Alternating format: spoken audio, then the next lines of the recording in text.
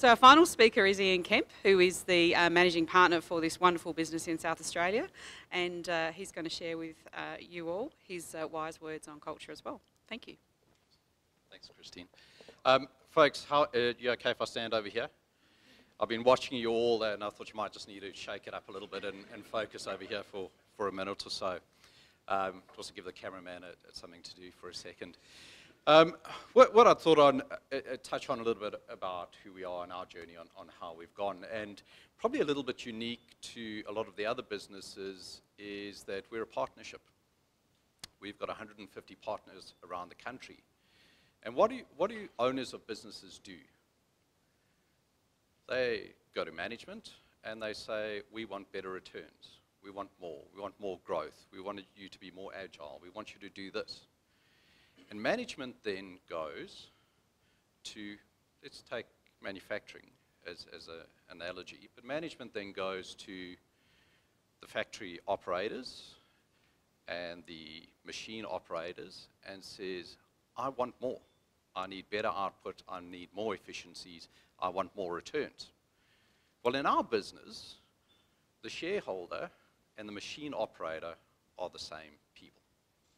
Okay? And Jenny, to your comment earlier, when sales and operations came together and sales said, hurry up, and operations said, we can't do anymore. Well, when the shareholders say, we want more, the machine operators say, well, actually, we can't give you any more. So one of the things we realized a number of years ago is where we've got to start is we've got to start with our partners. We've got to start with our leaders in terms of our cultural journey. And we've been investing in that probably over the last 5 or 6 years. And everything you've heard today is that it's not a project, it's a journey.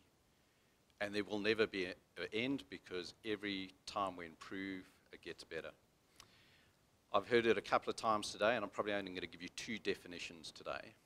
The one was my favorite definition of culture, and I think Kelly, in your example earlier, it was culture is what happens when the leaders aren't here. Okay? When nobody's around, that's when you really see culture.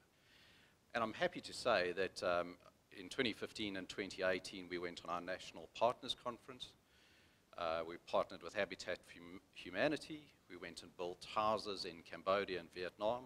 We took all 150 of our partners out of the business for a week. The wheels didn't fall apart. And in fact, we had the best production in those weeks while we were away. Good thing, right? But the other thing about a partnership is that we actually, while I might sit in audit and David in tax, we work individually. We work with individual teams. We work on my clients. I work with my team, and I look after my people.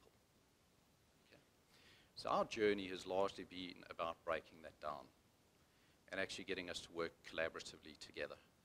Because the my is actually our.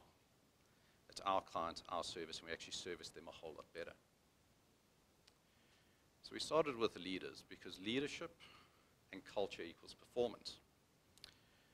The next part of our unique business offering that we have, and here's my second definition, it'll be the last one for today, is that accounting firms and professional services firms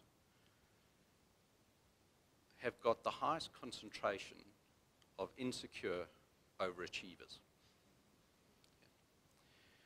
All of our people that work out there are graduates from university, they're driven people, they're here to learn, they're getting their CA, they're absolutely driven. They overachieve on every level. The average age in our organization across our 1,500 people around the country is about 27. 28. They're out there making million-dollar decisions, they're working on some complex areas, and they beat themselves up all the time because they don't get one aspect right or one very technical aspect right. So when we look at that, you know, our focus has got to be about breaking that down and building their confidence. And particularly here, Adelaide was the first office, and I'm very happy with all the compliments today about our office, thank you. There's actually 2 gentlemen in the room, David and Justin, who had a lot of work around getting us to where we are today. But the building is only the building, and the move to Agile has actually been transformational.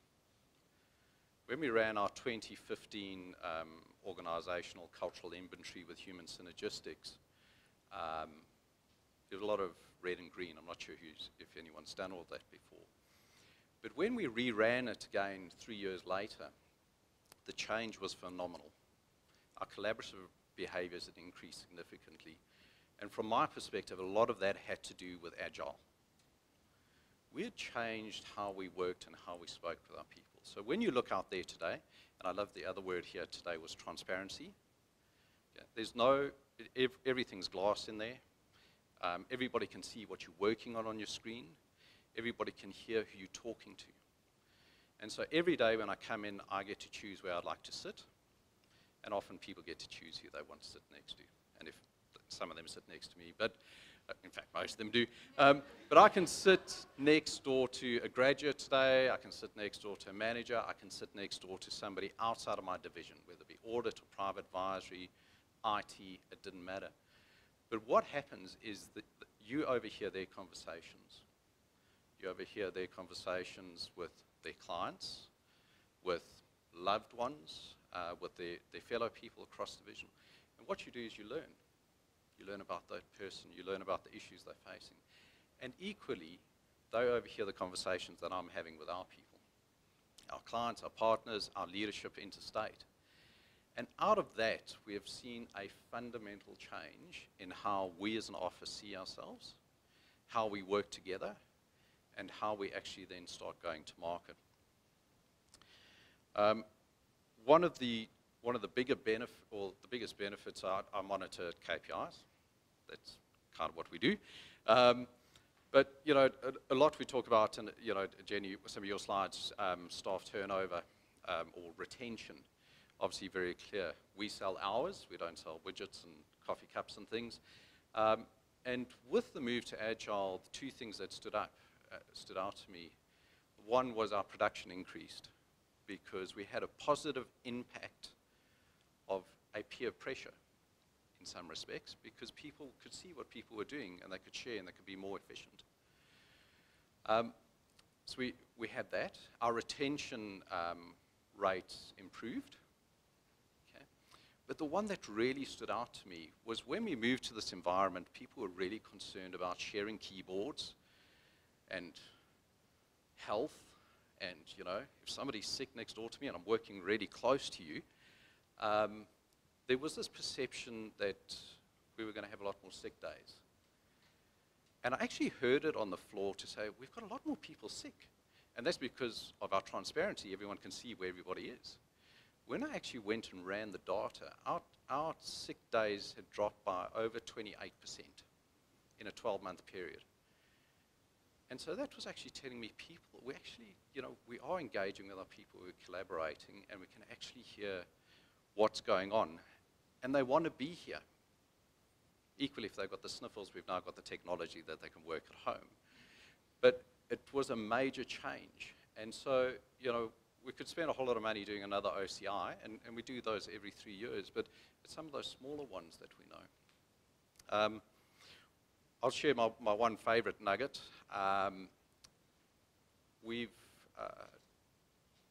All those metrics, one of the things on our agile working and the way we operate is we do not allow people to eat at their desks. So everybody has to come to the kitchen, whether you're having your snacks or your apple or your lunch. Coffee's okay. You can't survive without coffee at your desk. But one of the things that's happened there is there's two real benefits. One, people actually take a break from their screens. They have to take a break. They take, whether it's your coffee or your lunch, it doesn't matter. You take a few minutes break. The other real benefit is you spend more than just filling up your coffee or filling up your water bottle. You spend about 5 or 10 minutes in the kitchen, and you actually get to speak to other folks there.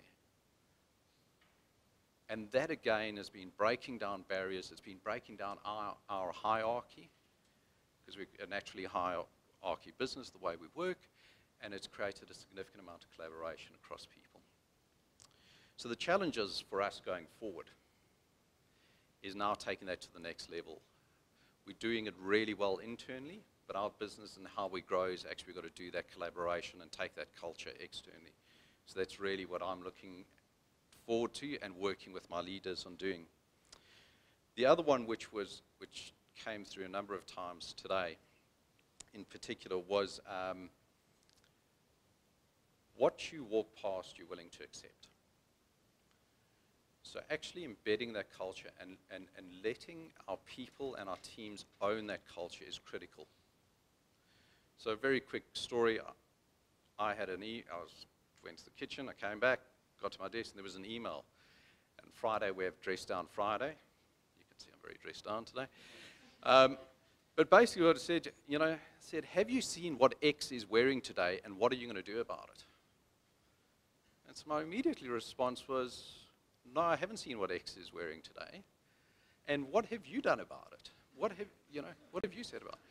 Because it's not, I might be a custodian of culture as in I'm one of the people that work here, but it's everybody else's role to do that. And that came through strongly through everybody's presentation today. So that's another key one. I love Jenny's description of accountants earlier today. We're quiet and we don't, get on and we just do things, and we are. We are naturally shy people, so sometimes getting out and doing a couple of those things is a bit of a challenge. But one of the things I've invested a lot of my time, I suppose I guess similar to Bruce as well, is making myself available for people and making myself available to have those discussions. And I truly believe those discussions are far more valuable than me getting through some of the audit files that I have to. But my learning from all of that is that I can't do that myself. And so what I've actually, we've just recently launched is around a program to formalize some of the mentoring of our upcoming people across a number of my very capable leaders and actually use that. And again, it's about spreading the load and helping that work. So I'll keep you posted on the next part of that journey, but so far really good. Thank you.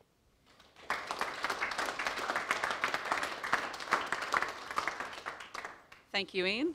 Really appreciated the insights, and equally your OCI, the Organisational Culture Inventory, for those that haven't seen it, is a really good practical tool. We discussed that the other week. Do you get your clients to do any of the survey in the OCI, or is it all internal? I think currently it's all internal. Yeah. So it'd be interesting if you do retest in 3 years. Yeah, we do quite a bit of external surveys, but not particularly around the OCI. Yeah. Yeah, look, I'm just interested in the link then between what you're seeing internally and that correlation of data with what your clients are experiencing as well in terms of your culture. Would be interesting insight as well. So we've had an incredible lineup, and everyone has behaved incredibly well because we're pretty much on time.